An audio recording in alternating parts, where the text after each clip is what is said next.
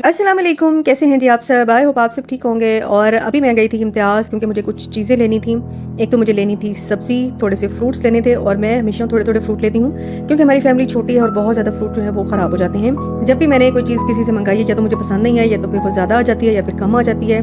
घर की सेटिंग रात को ही मैं करके सोती हूँ क्योंकि सुबह ना फिर बहुत काम हो जाती हैं, छोटे छोटे बहुत काम हो जाते हैं। जब बच्चे सो जाते हैं, सारे सो जाते हैं, तब मैं थोड़ा सा घर को टाइडी करके ही सोती हूँ। अच्छा, मैं आज बना रही थी आलू गोश्त। वैसे तो मैं कचनार गोश्त बनाने का इरादा था, लेकिन फिर मैंने कहा चलो आलू गोश्त बना लेते हैं। तो मैंने बीफ चढ़ाया, थोड़ा सा ही बीफ, आपको लग रहा होगा क्योंकि भाई फैमिली छोटी है तो उस हिसाब से ही सालन बनाए तो बेहतर है, वरना फिर ज़ाया हो जाता है। तो बस मैंने उसमें टमाटर, लहसुन, अदरक का पेस्ट, प्याज डाल के उसको पका लिया था। फिर मैंने भून लिया अच्छे से, नमक मिर्च हल्दी धनिया पाउडर डाल के। और जैसे ही भुनाई पर आया तो मैंने इसमें आलू डाल दिए।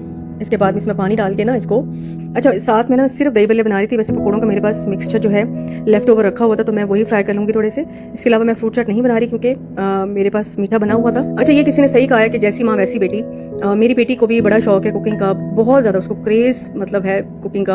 और जब भी उसको टाइम मिलता है उसका यही काम होता है कि उसने कुछ ना कुछ कुक करना होता है। बच्चे वैसे भी आजकल अपनी मर्जी के पास्ता वास्ता ये मैगी नूडल्स वगैरह तो बना ही लेते हैं, लेकिन वो डिफरेंट चीज़ें उसको ट्राई करने का शौक है और वो बनाती रहती है अपनी चीज़ें। अगर वो घर में हो तो मुझे कोई टेंशन नहीं होती कि उसने क्या खाया तो क्या नहीं खाया।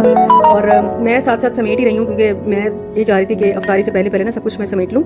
और ये जो है इसने, अच्छा क्रीम जो बच गई थी ना, इसने फिर कैंडी बिस्किट के साथ लेयर करके एक और डिज़र्ट भी साथ में बना लिया था। मैंने कहा चलो वेस्ट नहीं होगा, तो ये कि चलता रहेगा।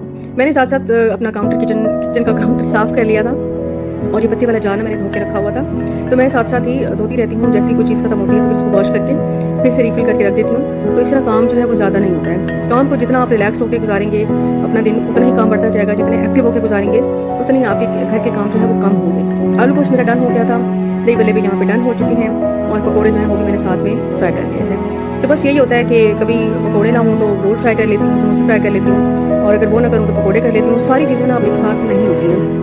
हाँ, अफ्तार पार्टी हो या कोई स्पेशल, जैसे पहला या दूसरा दिन था तब मैंने काफ़ी कुछ बनाया था, उसके बाद फिर चीज़ें नॉर्मल हो जाती हैं। और सच पूछे तो इतना खाया भी नहीं जाता।